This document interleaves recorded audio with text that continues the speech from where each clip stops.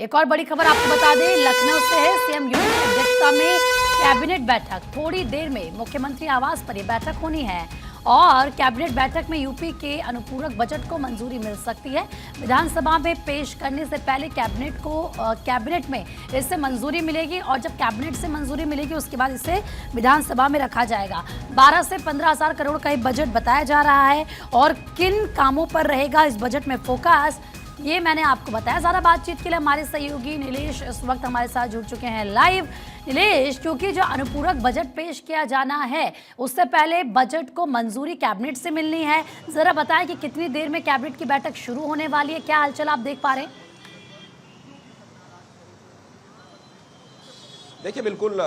विधानसभा के शीतकालीन सत्र का दूसरा दिन और दूसरा दिन उत्तर प्रदेश सरकार को अनुपूरक बजट पेश करना है। उससे पहले उत्तर प्रदेश के मुख्यमंत्री योगी आदित्यनाथ ने कैबिनेट की अहम बैठक मुख्यमंत्री आवास पर बुलाई है और लगभग सभी मंत्री मुख्यमंत्री आवास पहुंच चुके हैं। तस्वीरों में अगर हम आपको दिखाना चाहें तो अभी भी कुछ मंत्री हैं जिनका पहुंचना लगातार जारी है और अभी भी जो है तस्वीरें अपने सहयोगी रोशन से कहूंगा कि दिखाएं। ये मंत्री की गाड़ी है जो अंदर जा रही है मुख्यमंत्री आवास और कुछ देर में ही जो कैबिनेट बैठक है वो शुरू हो जाएगी और कैबिनेट बैठक में उत्तर प्रदेश सरकार के द्वारा पेश किया जाने वाला अनुपूरक जो बजट है वो मंत्रियों के सामने रखा जाएगा। इस बार के अगर हम अनुपूरक बजट की बात करें तो करीब 14,000 के करोड़ के पास ये बजट की जो बजट है वो रखा गया है। तो ऐसे में ये कहा जा सकता है कि उत्तर प्रदेश के विकास के लिए जो सीधी जनता को लाभ पहुंचाने वाले विभाग हैं उन विभागों को बजट आवंटित किया जाएगा। साथ ही साथ प्रयागराज में 2025 में होने वाले महाकुंभ में जो विकास कार्य होने हैं उसको भी इस बजट में रखा जाएगा। उसके अलावा चाहे परिवहन विभाग हो, स्वास्थ्य विभाग हो, नगर विकास विभाग हो, ऊर्जा विभाग हो, ये ऐसे विभाग हैं जो सीधा जनता से कनेक्ट होते हैं। तो ऐसे में 14,000 करोड़ का जो अनुपूरक बजट है वो योगी सरकार आज विधानसभा के पटल पर पेश करेगी। कहीं ना कहीं उससे पहले उत्तर प्रदेश के कैबिनेट मंत्रियों के साथ मुख्यमंत्री बैठक करेंगे और बैठक में बजट पर चर्चा करेंगे कि जब बजट सदन में पेश किया जाए तो उस दौरान विपक्ष हंगामा भी कर सकता है, तो उस विपक्ष को कैसे जवाब देना है। उससे पहले मुख्यमंत्री आवास पर बड़ी और अहम बैठक बुलाई गई जिसमें लगभग सभी मंत्री पहुंच गए, चाहे वो दोनों डिप्टी सीएम केशव प्रसाद मौर्य और ब्रजेश पाठक हो, स्वतंत्र देव सिंह हो, वित्त मंत्री सुरेश खन्ना हो, ऐसे तमाम मंत्री मुख्यमंत्री आवास पर पहुंच चुके हैं और कुछ देर में ही ये बैठक जो है वो शुरू हो जाएगी। क्योंकि जब 11 बजे सदन शुरू होगा तो सदन शुरू होते ही सरकार अनुपूरक बजट पेश करेगी और बस बजट पेश करने के साथ साथ चाहे वो नगर विकास हो, स्वास्थ्य हो, ऊर्जा हो, परिवार कल्याण हो, युवाओं का कल्याण हो, चिकित्सा शिक्षा हो, उन तमाम चीजों को लेकर जो है पटल पर बजट का जो रूपरेखा है वो तय की जाएगी। फिलहाल मुख्यमंत्री आवास पर लगभग सभी मंत्री पहुंच चुके हैं। कुछ ही देर बाद ये कैबिनेट बैठक शुरू हो जाएगी और इस बार का जो बजट है वो 14,000 करोड़ के पार रखा गया है। फिलहाल देखना होगा कि कैबिनेट बैठक में क्या कुछ अहम निर्णय लिए जाते हैं। बिल्कुल नीलेश, देखने वाली बात होगी क्योंकि ये कहा जा रहा है कि 14-15 हजार के करीब ये बजट हो सकता है, लेकिन एक जो इस बार कह सकते हैं केंद्र बिंदु रहेगा वो महाकुंभ पर भी रहेगा। महाकुंभ हो रहा है प्रयागराज में, तो इस जो ये अनुपूरक बजट होगा इसमें महाकुंभ के लिए ज्यादा हम कह सकते हैं कि पैसा रहेगा या ज्यादा फोकस महाकुंभ पर रहेगा? देखिए, महाकुंभ उत्तर प्रदेश सरकार की प्राथमिकता है कि उत्तर प्रदेश के प्रयागराज में 2025 में लगने वाला जो महाकुंभ है, जहां पर संतों का समागम होगा, बड़े पैमाने पर देश के अलग अलग हिस्सों से संत वहां पर जुड़ेंगे और उसके अलावा श्रद्धालु भी देश के अलग अलग हिस्सों से, विदेश से भी वहां पर महाकुंभ में शामिल होने पहुंचेंगे। तो ऐसे में अनुपूरक बजट में महाकुंभ को विशेष स्थान दिया गया है क्योंकि महाकुंभ के दौरान जो विकास कार्य होंगे, चाहे वो बिजली से संबंधित हो, पानी से संबंधित हो, चिकित्सा शिक्षा से संबंधित हो या फिर परिवहन विभाग से संबंधित हो, तो ऐसे में ये जरूर कहा जा सकता है कि महाकुंभ को लेकर एक अलग से सरकार बजट आवंटित करेगी ताकि महाकुंभ में आने वाले जो श्रद्धालु हैं, साधु संत हैं, उनको बेहतर वातावरण मुहैया कराया जाए और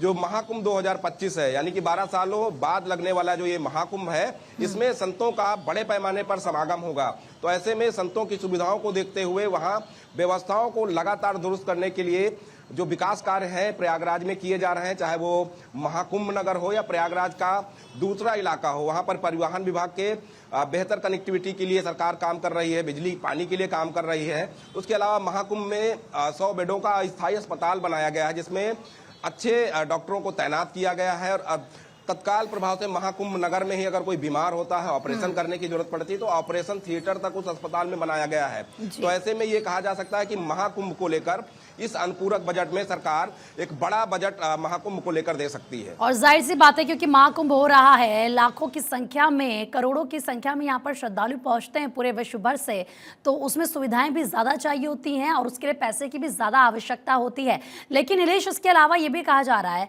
कि जो जेवर एयरपोर्ट है उसके लिए भी धन आवंटित किया जा सकता है, उसको लेकर क्या जानकारी?